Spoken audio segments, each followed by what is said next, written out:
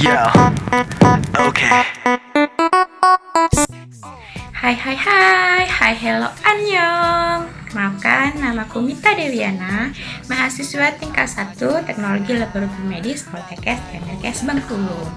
Welcome back in my YouTube channel. Now, sekarang topik yang akan kita bahas yaitu mengenai pengaruh temperatur terhadap pertumbuhan bakteri. Nah, sebelum masuk lebih dalam, apa sih pertumbuhan itu? Jadi, pertumbuhan adalah suatu proses penambahan ukuran baik volume, bobot, dan jumlah sel yang bersifat irreversible, yang artinya tidak bisa kembali ke ukuran semula. Wow, berarti permanen ya? Tentu. Nah, pertumbuhan mikroba pada umumnya sangat tergantung dan dipengaruhi oleh faktor lingkungan. Perubahan faktor lingkungan dapat mengakibatkan perubahan sifat morfologi dan fisiologi. Mengapa ya?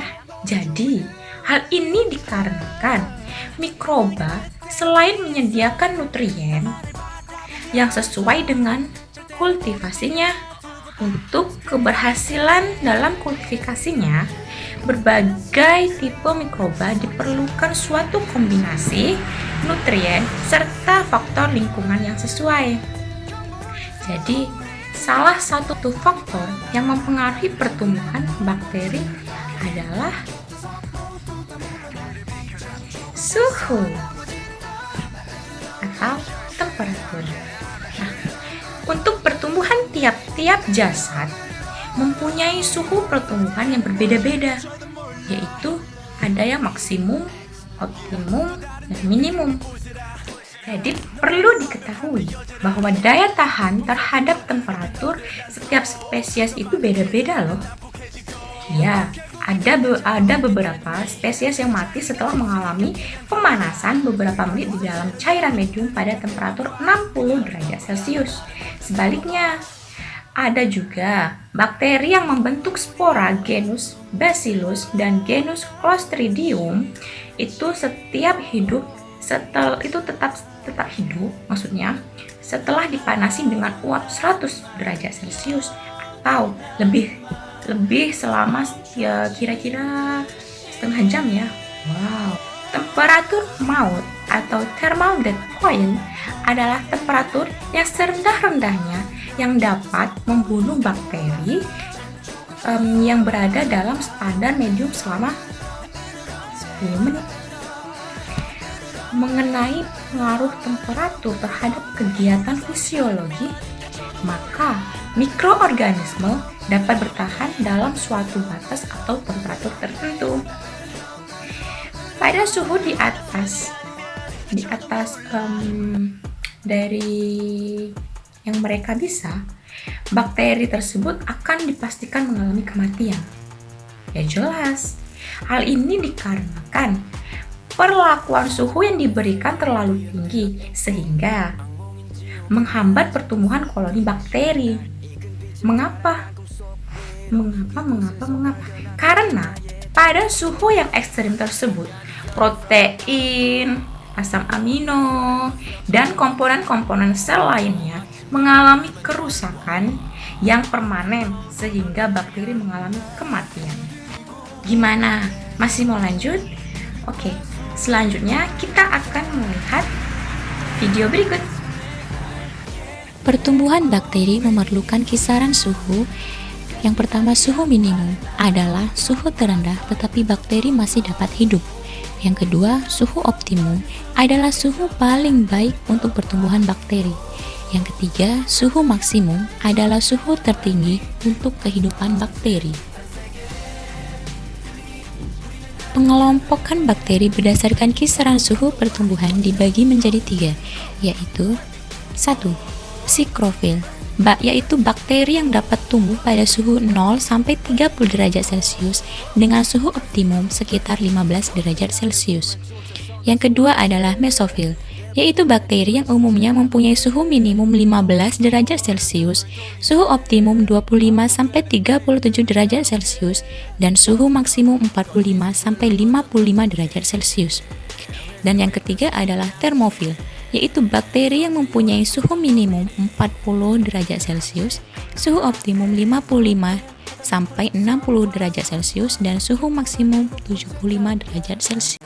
하나는 둘이 되고 때론 백이 돼 굳어버린 세상 구현하게 무거워진 세상을 다 바꿔 자유로운 우리 Suhu tinggi akan mengakibatkan 내 마음을 가져가는 자 그게 너인데 공감이 난 yaitu titik kematian termal adalah suhu yang dapat mematikan spesies bakteri dalam waktu 10 menit pada kondisi tertentu.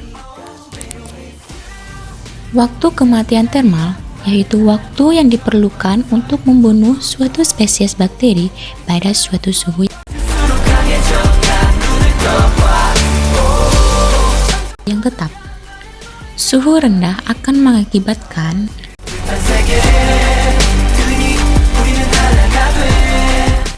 yang pertama, cold shock atau penurunan suhu yang tiba-tiba menyebabkan kematian bakteri, terutama pada bakteri muda atau pada fase logaritmik. Yang kedua adalah pembekuan, yaitu rusaknya sel dengan adanya kristal es di dalam air intraseluler. Dan yang ketiga, liofilisasi, yaitu pendinginan di bawah titik beku dalam keadaan vakum secara bertingkat.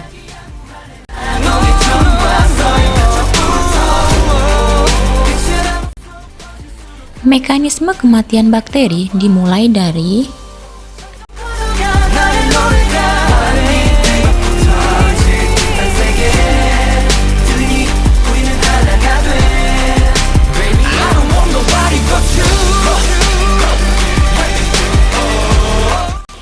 panas tinggi, kemudian akan terjadi perubahan fungsi, lalu akan senyawa seluler, dan kemudian terjadi perubahan struktur protein atau terjadi denaturasi, kemudian enzim akan menjadi tidak aktif, kemudian mengakibatkan sehingga sistem metabolisme terganggu atau rusak, dan mengakibatkan tidak ada kegiatan sel atau metabolisme sel.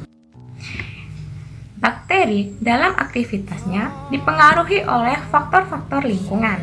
Nah, jadi di awal tadi kan yang paling awal saya sudah mengatakan bahwa pertumbuhan mikroba itu dipengaruhi oleh faktor-faktor lingkungan. Jadi di sini kita akan mengetahui apa saja sih faktor-faktor lingkungan itu. Nah, jadi faktor lingkungan itu dibagi menjadi dua bagian. Yang pertama adalah faktor biotik atau makhluk hidup, dan yang kedua adalah faktor abiotik. Nah, untuk faktor abiotik itu dibagi menjadi dua lagi. Apa sih? Kenapa banyak sekali sih pembagiannya? Nah, jadi untuk faktor abiotik itu dibagi menjadi dua, yaitu ada faktor kimia, yaitu yang mencakup pH, bio, amonia, dan lain sebagainya. Nah, kemudian yang kedua adalah faktor fisika. Apa sih yang termasuk dalam faktor fisika? Jadi, yang terdapat dalam faktor fisika itu ada suhu, salinitas, tekanan osmotik, pengeringan, dan lain sebagainya.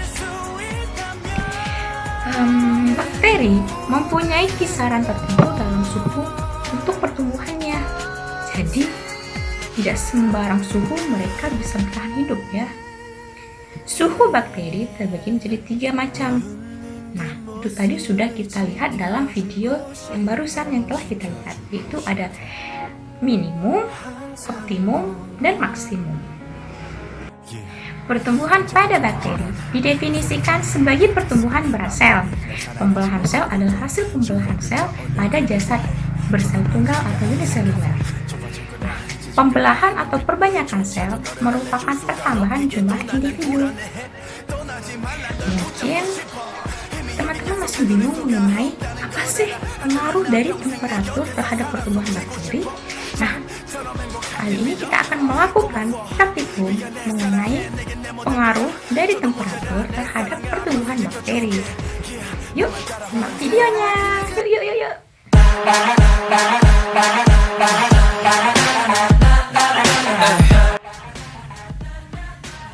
Prinsip uji. Pada suhu sangat rendah, aktivitas enzim dapat terhenti secara reversibel. Kenaikan suhu lingkungan akan meningkatkan energi kinetik enzim dan frekuensi tumbukan antara molekul enzim dan substrat, sehingga enzim dapat menjadi aktif. Pada suhu di mana enzim masih aktif, umumnya kenaikan suhu 10 derajat Celcius menyebabkan kecepatan reaksi enzim enzimatik bertambah 1,1 hingga 3,0 kali lebih besar. Pada suhu optimum, kecepatan reaksi enzimatik berlangsung maksimal. Bila suhu ditingkatkan terus-menerus, maka enzim akan mengalami denaturasi sehingga aktivitas katalitiknya terhenti. Sebagian besar enzim memiliki suhu optimum 30 derajat Celcius sampai 40 derajat Celcius dan mengalami denaturasi secara irreversibel pada pemanasan di atas suhu 60 derajat Celcius. Tujuan: mengetahui pengaruh suhu terhadap aktivitas enzim, menjelaskan suhu optimum untuk menghasilkan aktivitas enzim tertinggi dan suhu yang menyebabkan menurunnya aktivitas enzim. Menyiapkan alat dan bahan.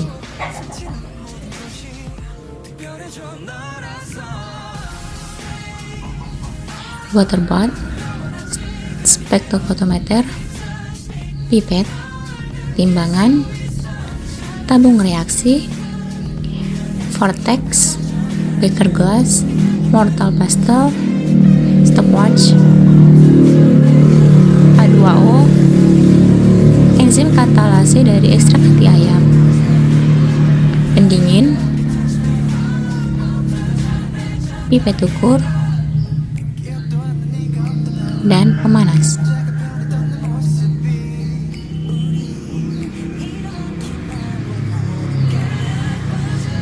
Prosedur uji.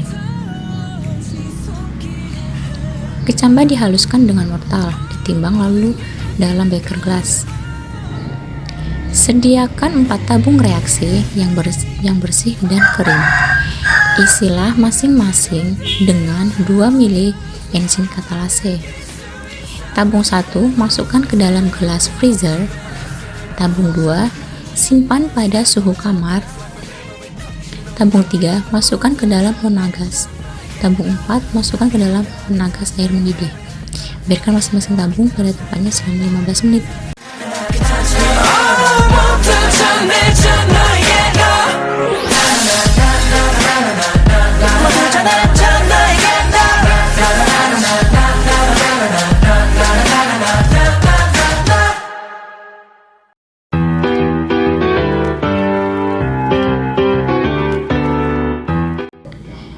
Tambahkan 2 ml larutan hidrogen peroksida pada masing-masing tabung. Catat dan amati gelembung udara yang terbentuk.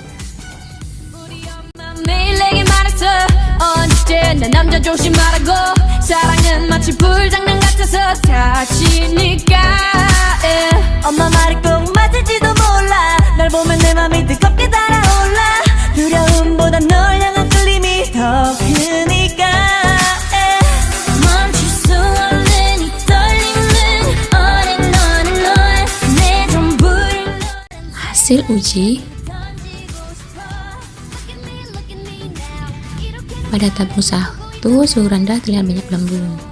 Pada tabung 2 suhu kamar terlihat gelembung yang tidak terlalu banyak. Pada tabung 3 terlihat banyak gelembung. Pada tabung 4 mendidih tidak terlihat gelembung.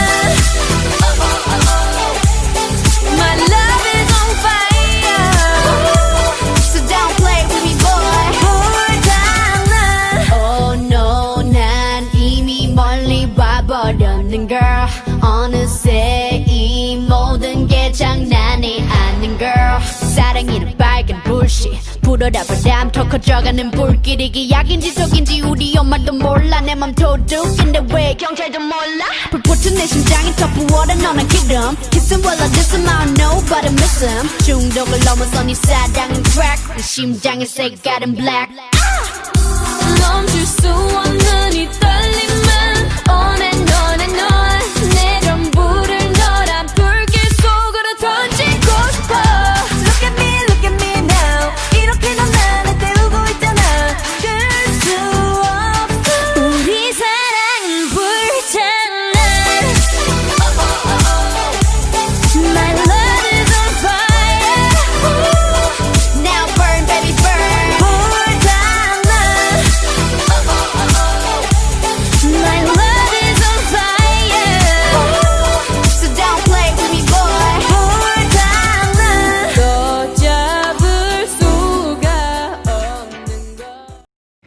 Nah, itulah praktikum kali ini. Semoga bermanfaat untuk teman-teman semua. Begitu, maaf apabila ada salah kata. Saya mohon maaf. Wabillahi taufiq wal hidayah. Wassalamualaikum warahmatullahi wabarakatuh. 서로 다른 방향을 향해 걷다가도 어차피 마주치기 뻔한 운명의 교차로